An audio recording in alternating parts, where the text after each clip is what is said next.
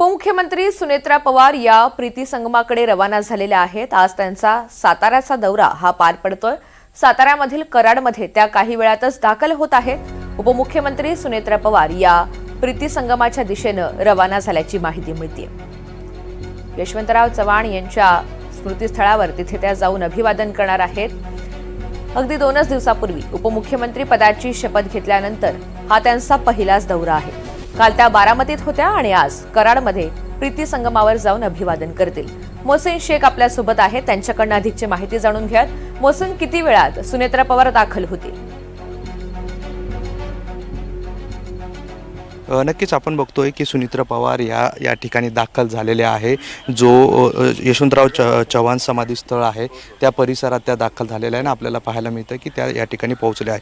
आपण जर बघितलं तर सुनील तटकरे असतील किंवा रुपाली चाकणकरे हे देखील त्यांच्यासोबत आहे। उपमुख्यमंत्री पदाची शपथ घेतल्यानंतर पहिल्यांदाच सुनेत्रा पवार या यशवंतराव चव्हाण यांच्या समाधानस्थळी येताना आपल्याला पाहायला मिळतं। पवार कुटुंबियांचं आपण जर बघितलं तर यापूर्वी देखील शरद पवार असतील, अजित पवार असतील हे अनेकदा या स्थळी येताना आपल्याला पाहायला मिळायचे। अजित पवार देखील अनेकदा यायचे।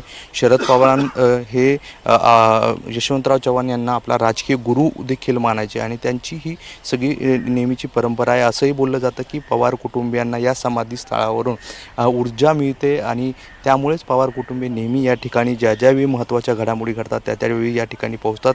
आणि महाराष्ट्राचा राजकीय इतिहास देखील जर आपण बघितला तर मुख्यमंत्री पदाची शपथ असू द्या किंवा उपमुख्यमंत्री पदाची शपथ घेतल्यानंतर प्रत्येक नेता मंडळी या ठिकाणी येऊन अभिवादन करताना आपल्याला पाहायला मिळालेलं आहे। त्यामुळे आज देखील सुनेत्रा पवार यांनी जेव्हा उपमुख्यमंत्री पदाची शपथ घेतली त्यानंतर त्या या ठिकाणी येताना आपल्याला पाहायला मिळतात।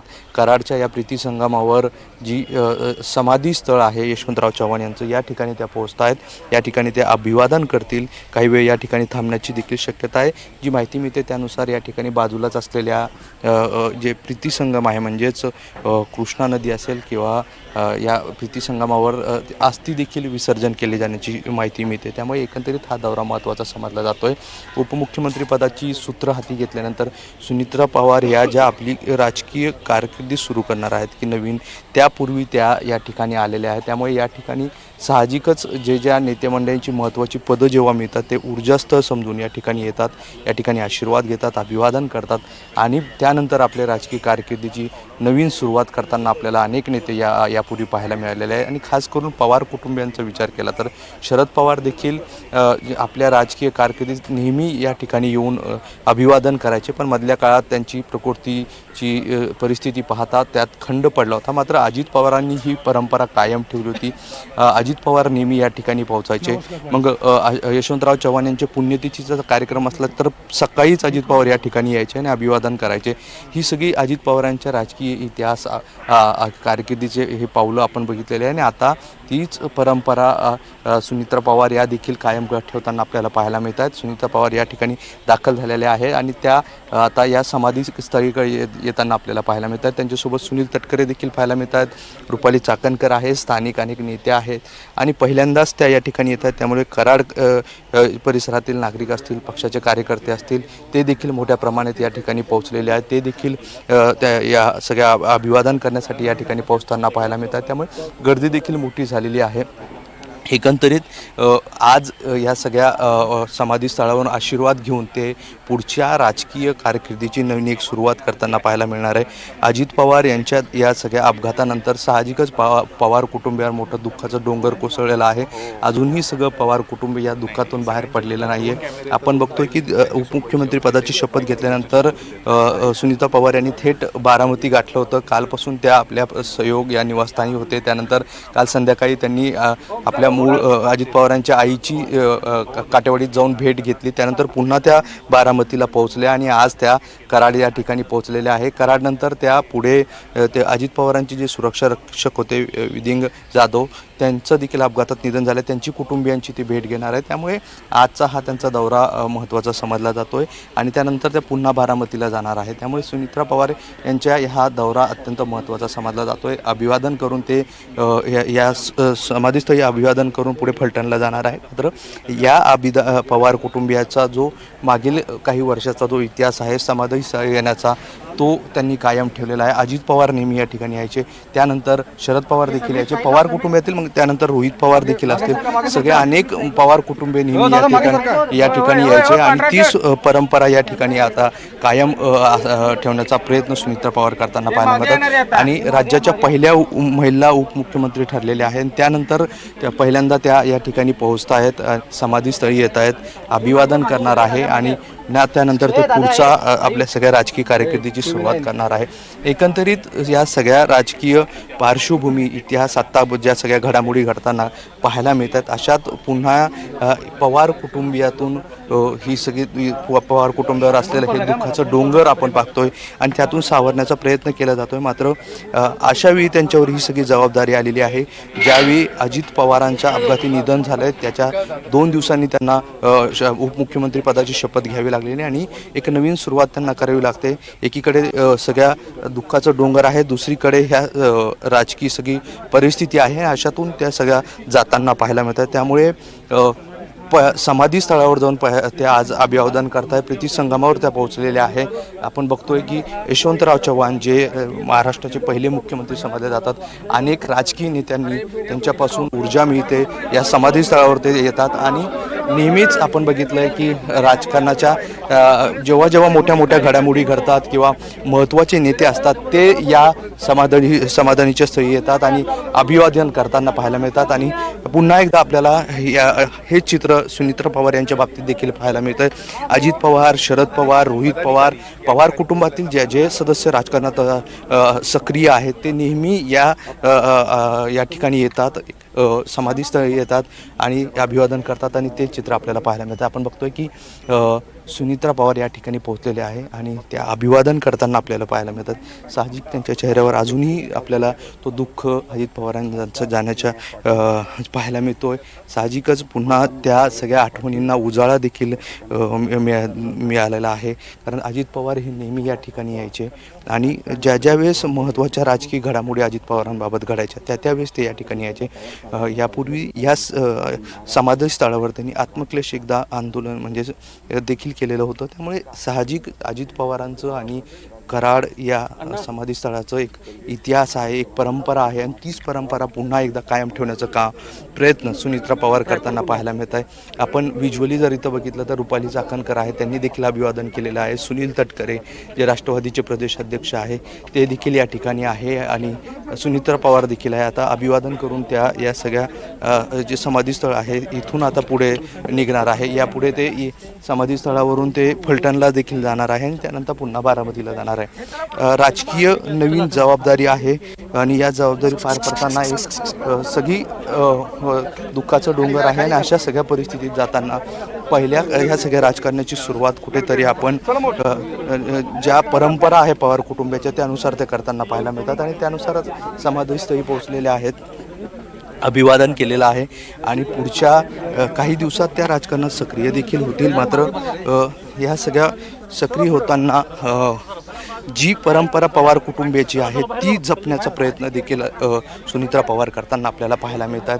अजित पवार ज्या पद्धतीने या ठिकाणी यायचे, आता आपण बघतोय की या सगळ्या घाटाची किंवा या परिसराची किंवा या समाधीस्थळाची माहिती त्यांना देताना इथले स्थानिक पाहायला मिळतात. त्यामुळे कुठेतरी अजित पवार यांनी जी परंपरा जपली होती, शरद पवारांची जी परंपरा होती ती कायम ठेवण्याचा प्रयत्न सुनित्रा पवार करताना पाहायला मिळत आहेत. आता त्या या सगळ्या परिसराची माहिती देखील घेत आहेत. गेल्या 2 दिवसांपासून त्या ह्या सगळ्या शपथविधीनंतर त्या बारामतीत थांबल्या होत्या. आज पहिल्यांदाच त्या अशा सार्वजनिक कार्यक्रमात आल्याचं आपल्याला पाहायला मिळतात किंवा अभिवादन करण्यासाठी आल्याचं पाहायला मिळतं. त्यामुळे पुढील काही दिवस त्या बारामतीमध्येच थांबतील अशी माहिती मिळते आणि त्यानंतर पुढे 10 दिवसानंतर त्या सगळ्या या सक्रिय राजकारणात सक्रिय होण्याची शक्यता आहे. त्यामुळे आज हा सगळा जो अभिवादनाचा कार्यक्रम आहे किंवा ते बारामती नंतर ते कराडला पोहोचले आहेत आणि त्यामुळे आज त्या माध्यमांना काही प्रतिक्रिया देतात का हे देखील पाहणं महत्त्वाचं असणार आहे. कारण गेल्या 2 दिवसांपासून शपथविधी घेतल्यानंतर त्यांनी सध्या तरी माध्यमं असतील किंवा कोणाशीही बोलणं टाळलेलं आहे आणि त्यामुळे आज तरी त्या काही बोलतात का किंवा काही भाष्य करतात का हे देखील पाहणं महत्त्वाचं असणार आहे. आपण बघतोय की पुन्हा एकदा त्या समाधीस्थळी पोहोचल्या आहेत, अभिवादन करतायत आणि आता त्या पुन्हा या कराडमधल्या समाधीस्थळावरून त्या फलटणकडे जाणार असल्याची माहिती मिळतात.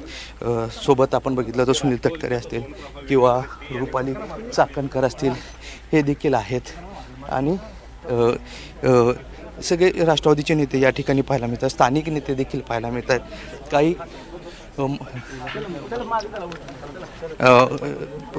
चाकणकर असतील किंवा राजकीय नेते देखील या ठिकाणी उपस्थित आहे.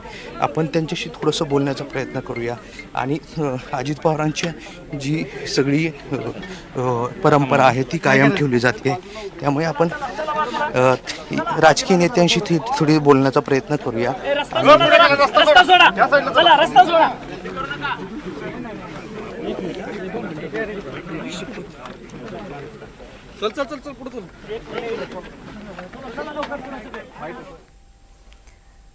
तर प्रीती संगमावर सुनेत्रा पवार यांनी अभिवादन केलेलं आहे. यामध्ये राष्ट्रवादीचे महत्त्वाचे नेते सुद्धा त्यांच्या दौऱ्यामध्ये सहभागी झालेले आहेत. काही वेळात त्या फलटणसाठी रवाना होणार आहेत.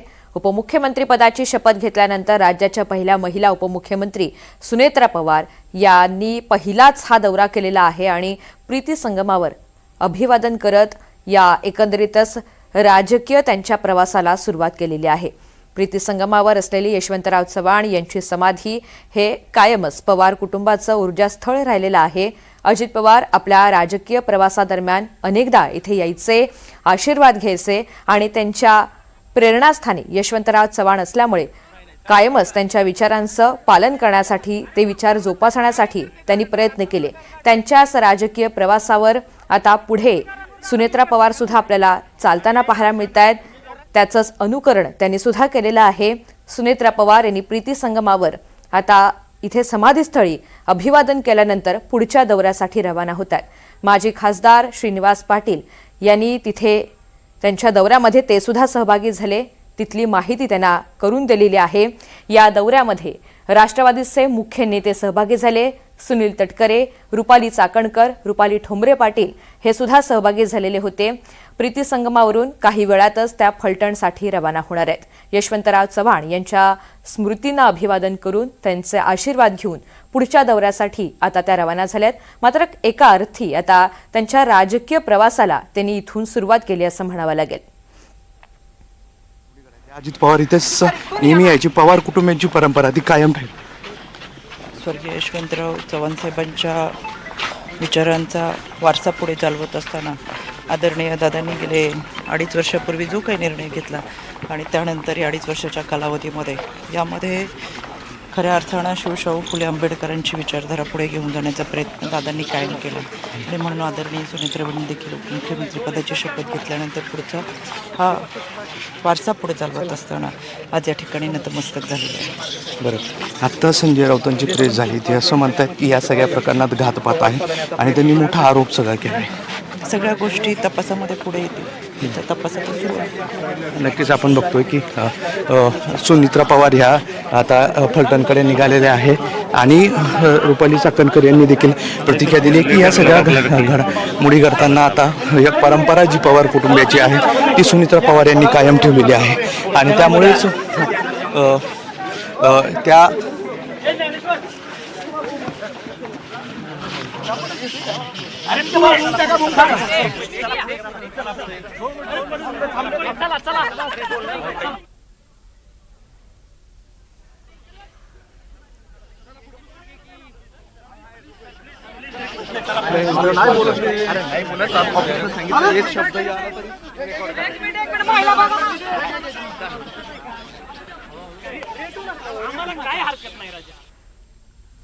तर अजित पवार यांच्या राजकीय प्रवासासंदर्भात हे एक महत्त्वाचं पाऊल म्हणावं लागेल असंही रुपाली चाकणकर यांनी म्हटलेलं आहे.